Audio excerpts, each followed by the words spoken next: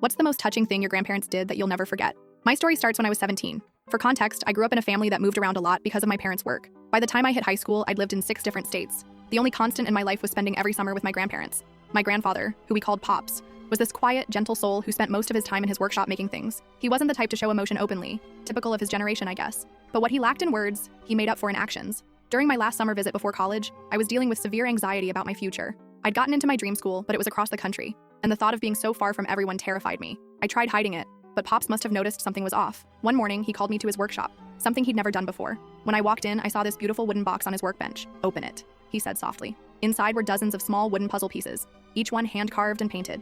I was confused at first until I realized they were pieces of a map. Pops had spent months secretly creating this intricate wooden puzzle map of the United States. Each state where I'd lived had a special marking, and my future college state had a tiny heart carved into it. But here's what made me cry. When you turned each piece over, there was a different message written in his shaky handwriting. Things like, "You are braver than you know, and distance only matters to the eyes, never to the heart." The most incredible part? The pieces were magnetized. He'd figured out how to embed tiny magnets, so the map would stay together when assembled. "Now, you'll always know how to find your way home," he said. "And remember that no matter where you are on this map, you're connected to all of us." I'm 23 now, and that map hangs in my apartment. Every time I look at it, I remember how my quiet, reserved grandfather spent countless hours in his workshop, not just making a gift, but creating a piece of himself for me to take into my future. The box still smells like his workshop, and sometimes when I'm feeling lost, I take the pieces apart just to put them back together again, reading each message as if for the first time.